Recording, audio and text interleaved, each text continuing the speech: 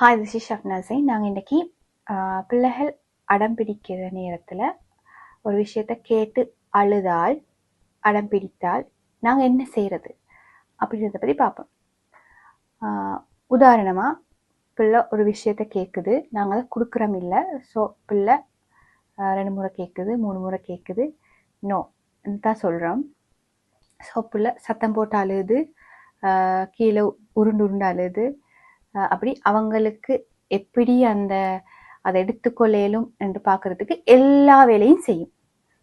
இன்னும் முக்கியமான விஷயம், நாங்கள் அந்த முடிவில் உறுதியாக இருக்கணும். புள்ள என்ன அழுதாலும், என்ன அடம் பிடிச்சாலும், எந்த மாதிரி கோவப்பட்டாலும் நாங்கள் அந்த விஷயத்த கொடுக்குறல்லன்ற விஷயத்துல உறுதியாக இருங்க.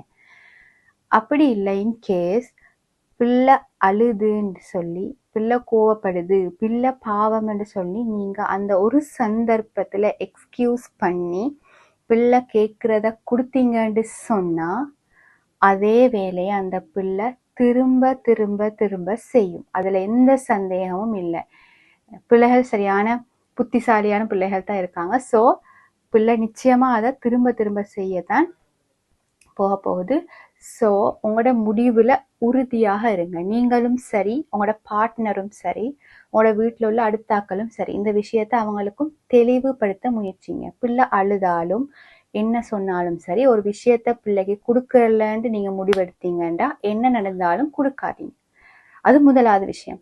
அடுத்தது, அவங்கள காம் பண்ணுறது.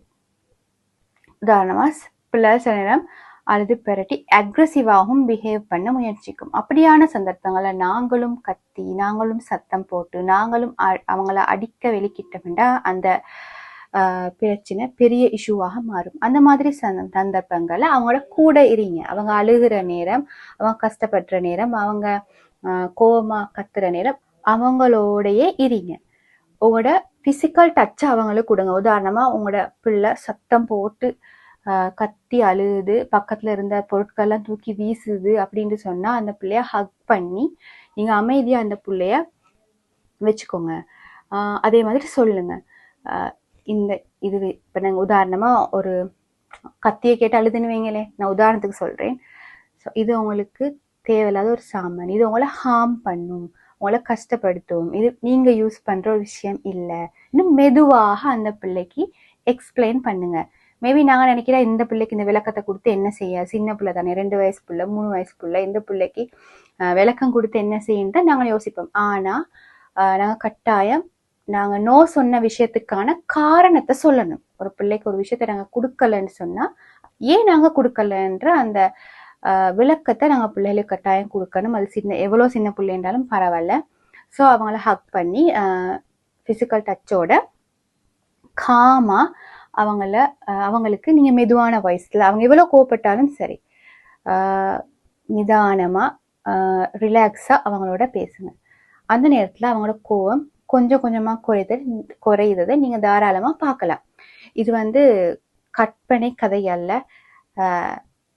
ப்ராக்டிஸ் பண்ணி பார்த்துட்டு பேசப்பட்ட விஷயங்கள். ஸோ கட்டாயம் இது ஒர்க் அவுட் ஆகும். ஸோ உங்களோட பிள்ளை எவ்வளவு அக்ரெசிவான பிள்ளையாக இருந்தாலும் நாங்கள் இந்த சைலன்ஸ் மெத்தட் அண்ட் ஃபிசிக்கல் டச்சோட இந்த விஷயத்தை நாங்கள் செய்யும்போது பிள்ளை நிச்சயமாக காமாகும்.